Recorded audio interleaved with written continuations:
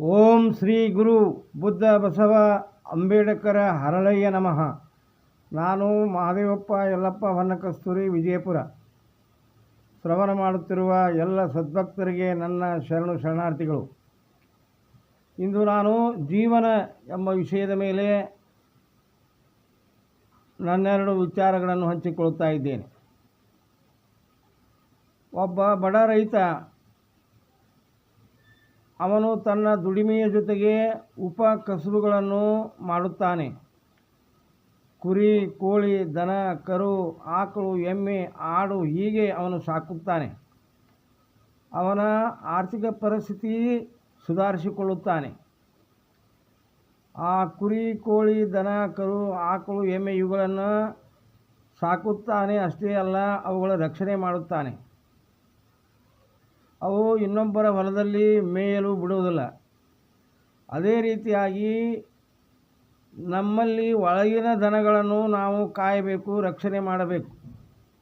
ನಮ್ಮಲ್ಲಿರುವ ಒಳಗಿನ ದನಗಳು ಎಮ್ಮೆ, ಆಕಳು, ಕುರಿ ಎಂದರೆ ಶಬ್ದ, ಸ್ಪರ್ಶ, ರೂಪ, ರಸ, ಗಂಧ. ಶಬ್ದ ಅಂದರೆ ಕೇಳುವುದು, ನಾವು ಒಳ್ಳೆಯದನ್ನೇ ಕೇಳಬೇಕು.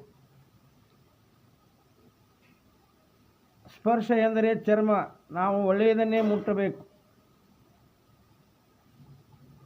ರೂಪ, ಹೊರಗಿನ ಸೌಂದರ್ಯಕ್ಕೆ ನಾವು ಮರಳಾಗಬಾರದು. ರಸ ಎಂದರೆ ನಾಲಿಗೆ, ಒಳ್ಳೆಯದನ್ನೇ ತಿನ್ನಬೇಕು ಹೊರತಾಗಿ ಕಾಲು, ಕೈ, ಹುಳ ಹುಪ್ಪಡಿ ತಿನ್ನಬಾರದು. ಗಂಧ ಎಂದರೆ ಒಳ್ಳೆಯ ವಾಸನೆಯನ್ನೇ ಸವಿಯಬೇಕು. ಈ ಶಬ್ದ, ಸ್ಪರ್ಶ, ರೂಪ, ರಸ, ಗಂಧ ಇವು ಪಂಚೇಂದ್ರಿಯಗಳಿಂದ ನಾವು ಅನುಭವಿಸುತ್ತೇವೆ. ಅದಕ್ಕಾಗಿ ಪಂಚೇಂದ್ರಿಯಗಳನ್ನು ನಾವು ರಕ್ಷಣೆ ಮಾಡಿಕೊಳ್ಳಬೇಕು. ಇನ್ನೊಬ್ಬರ ಏನು ಹೊಲದಲ್ಲಿ ಕುರಿ, ಕೋಳಿ ಹೇಗೆ ನೋಡದಂತೆ ರಕ್ಷಣೆ ಮಾಡುತ್ತೇವೆಯೋ ಹಾಗೆ ನಾವು ಇವುಗಳನ್ನು ರಕ್ಷಣೆ ಮಾಡಬೇಕು. ಈ ದನಗಳನ್ನು ನಾವು ಹರಿಬಿಟ್ಟರೆ ಪರರು ನಿಂದೆ ಮಾಡುತ್ತಾರೆ, ಬಡಿಯುತ್ತಾರೆ, ಅಪಮಾನ ಮಾಡುತ್ತಾರೆ. ಹೀಗೆ ನಮ್ಮ ಜೀವನ ಯಾವುದೇ ಅಪಮಾನಕ್ಕೆ ಸಿಲುಕದೆ ಒಳ್ಳೆಯ ವಿಚಾರಗಳಿಂದ ಆಚರಣೆ ಮಾಡಿಕೊಳ್ಳಬೇಕು. ಬದುಕನ್ನು ಪರಿಶುದ್ಧತೆ ಮಾಡಿಕೊಳ್ಳಬೇಕು. ಸಾಮಾಜಿಕ ಪಿಡುಗುಗಳನ್ನು ನಾವು ಹೊಡೆದೋಡಿಸಬೇಕು. ಸಾಮಾಜಿಕ ಪಿಡುಗುಗಳು ಎಂದರೆ ವರದಕ್ಷಿಣೆ ಆಗಲಿ, ಅಥವಾ ಕುರಿ, ಕೋಳಿ ತಿನ್ನುವುದಾಗಲಿ, ಸೆರೆ ಕುಡಿಯುವುದಾಗಲಿ, ಅನಗತ್ಯ ಚಟಗಳನ್ನು ನಾವು ಕೈ ಬಿಡಬೇಕು. ನಮ್ಮ ಜೀವನ ಮೌಲ್ಯಾಧಾರ ಜೀವನವಾಗಬೇಕು. ಇದು ಅರಿವು ಇದ್ದವರಿಗೆ ಮಾತ್ರ. ಅರಿವು ಇದ್ದರೂ ಸಹಿತ ಪದೇ ಪದೇ ತಪ್ಪಿ ನಾವು ನಮ್ಮ ತಪ್ಪುಗಳನ್ನು ಪದೇ ಪದೇ ಮಾಡಿಕೊಳ್ಳುತ್ತೇವೆ. ಒಳ್ಳೆಯದು, ಕೆಟ್ಟದ್ದು, ಆಚಾರ, ಅನಾಚಾರ ಈ ಉಭಯ ತತ್ವಗಳನ್ನು ನಾವು ಅರಿಬೇಕು. ಪ್ರತಿಯೊಬ್ಬರೂ ಸಾವಿನ ದವಡೆ ಕಡೆ ನಾವು ಸಾಗುತ್ತಿದ್ದೇವೆ ಎಂಬ ಅರಿವು ನಮಗಿರಬೇಕು. ನಮ್ಮ ಹುಟ್ಟು ಹಬ್ಬವನ್ನು ಪ್ರದರ್ಶನವಾಗಿ, ಆಡಂಬರವಾಗಿ ಮಾಡಿಕೊಳ್ಳುತ್ತೇವೆ. ನಮ್ಮ ಆಯುಷ್ಯದಲ್ಲಿ ಆ ಹುಟ್ಟು ಹಬ್ಬ ಏನು ಮಾಡುತ್ತದೆ, ಅಷ್ಟು ಆಯುಷ್ಯ ನಶಿಸಿ ಹೋಗುತ್ತದೆ. ಎಲ್ಲವೂ ನಶ್ವರವಾಗಿದ್ದು ಅಧಿಕಾರ, ಶ್ರೀಮಂತಿಕೆ, ಬುದ್ಧಿವಂತಿಕೆ, ರೂಪ, ಯೌವನ, ದೊಡ್ಡಸ್ತಿಕೆ, ದರ್ಪ, ದಿಮಾಕು ಎಲ್ಲವೂ ಅರ್ಥಹೀನವಾಗಿರುತ್ತದೆ. ಆದ್ದರಿಂದ ನಾವು ಸತ್ಯವನ್ನು ಅರಿಯಬೇಕು. ಆ ಸತ್ಯವೇ ಗುರು, ಸತ್ಯವೇ ಭಗವಂತ, ಸತ್ಯವೇ ತಂದೆ ತಾಯಿ, ಬಂಧು ಬಳಗ. ಅಂತಹ ಸತ್ಯವನ್ನು ನಾವು ಅರಿತು ಸರ್ವರಲ್ಲಿ ಸಮಭಾವದಿಂದ, ನಿಸ್ವಾರ್ಥದಿಂದ, ನಿಶ್ಶಬ್ದವಾಗಿ, ವಿರಕ್ತಿಯಿಂದ, ವೈರಾಗ್ಯದಿಂದ ಬದುಕಬೇಕು. ಒಬ್ಬ ಇನ್ನೊಬ್ಬನನ್ನು ತಿಳಿಯಬೇಕು. ಅವನ ಜೀವನವು ನನ್ನಂತೆ ಎಂದು ಬಗೆದರೆ ಮಾತ್ರ ಇದು ಸಾಧ್ಯ. ಕಣ್ಣು ಮುಚ್ಚಿ ಬೆಕ್ಕಿನಂತೆ ಹಾಲು ಕುಡಿದರೆ ಅವನ ಜೀವನ ಅರ್ಥಹೀನವಾಗುತ್ತದೆ. ಅಂದರೆ ಕೈಲೇ ಆಗಲಾರದ್ದು ಮಾಟ ಮಂತ್ರ ತಂತ್ರ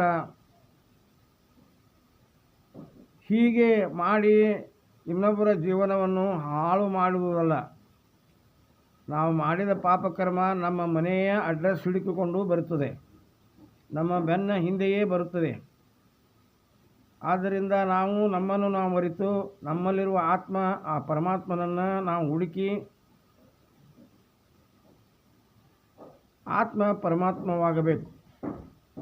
ಗುಡಿ ಗುಂಡಾರಗಳನ್ನು ಸುತ್ತಿ, ನೀರು ಮರಗಳನ್ನು ಸುತ್ತಿ, ಮಾಟ ಮಂತ್ರ ತಂತ್ರಗಳನ್ನು ಮಾಡುತ್ತಾ